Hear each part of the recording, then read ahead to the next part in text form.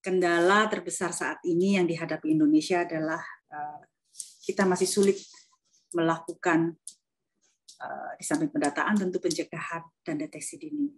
Belum lagi barangkali di beberapa tempat karena terbatasnya akses, terbatasnya sumber daya, terjadi diagnosis yang keliru, tertunda sehingga akibatnya kejadian itu sendiri baru bisa diketahui setelah berada pada tahap yang lanjut.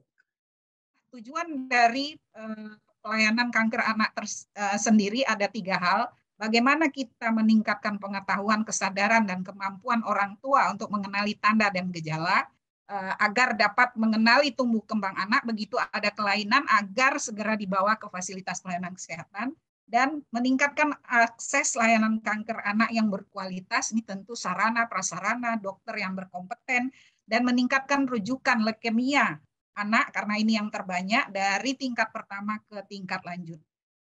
Masih banyaknya masalah dalam mendiagnosis dan menangani kanker anak, tingginya kesenjangan kesintasan kanker di Indonesia dengan negara lain, dibutuhkan sistem pencatatan data registrasi kanker yang baik. Kemudian dibutuhkan pendanaan yang adekuat dalam pendidikan, penelitian, pengembangan, teknologi diagnostik, dan tata laksana kanker pada anak. Ketepatan diagnosis menjadi penting. Pengobatan yang efektif, pengobatan yang bermutu, yang terstandar harus menggunakan panduan. Kita sudah mempunyai panduan, salah satunya adalah protokol nasional. Masing-masing rumah sakit mempunyai panduan praktek klinis yang diterapkan di masing-masing rumah sakit berdasarkan atas studi yang terakhir, ya, selalu berkembang. Kemudian kita punya protokol dan kita punya clinical pathway. Kemudian bahwa perawat adalah bagian dari multidisciplinary teamwork, jadi bahwa dia harus direcognize perawat sebagai as a leader, juga berpartisipasi di dalam tim, core team dari teamwork tersebut, dan diberikan kesempatan, dan pada saat baik awal diagnosa seorang anak, ya, didiagnosa cancer, sampai dengan pengobatan, bahkan sampai dengan karena pengobatan yang cukup lama, sampai dengan selesai pengobatan ataupun survivor. Nah, ini semua, ini perawat merupakan suatu tim, ya, jadi diikut sertakan di dalam teamwork tersebut. Kemudian gangguan psikologis juga harus diperhatikan pada anak-anak yang terkena kanker.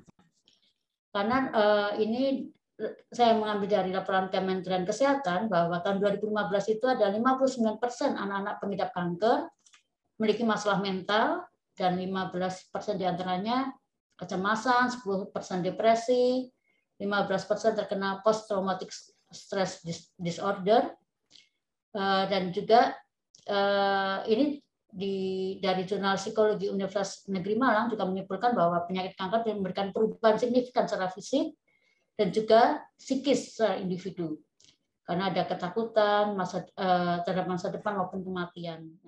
Jadi kebijakan pemerintah itu menurut saya yang dalam hal ini adalah Kemenkes sebagai leading sector itu betul-betul harus punya goodwill yang cukup kuat begitu, baik yang berdimensi preventif maupun yang berdimensi intervensi obat misalnya, intervensi dalam perawatan anak-anak CA misalnya, berdimensi preventif misalnya, gejala-gejala, tanda-tandanya diedukasikan lintas sektoral. Tadi kita tahu bahwa survivor di Indonesia masih 20% untuk semua kanker. Kalau leukemia, setahu saya itu kalau nggak salah sampai 60% di Indonesia, di negara maju udah 90%. Jadi ini yang harus kita kejar. Marilah kita bersama-sama untuk kita melakukan kolaborasi sinergi masyarakat dan juga para stakeholder, tentunya para disiplin ilmu dan tentunya pendukung-pendukung lainnya bekerja sama untuk mewujudkan itu semua demi Indonesia yang maju.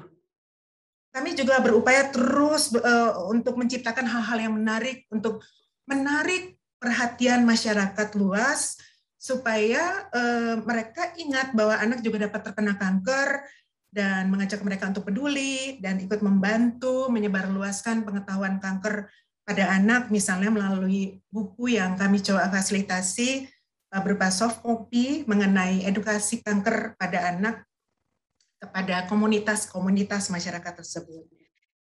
Ini adalah Indonesian Pediatric Registry, merupakan web-based database 12 rumah sakit yang melayani kanker anak. Saat ini pun data yang termasuk di dalamnya bisa kita akses.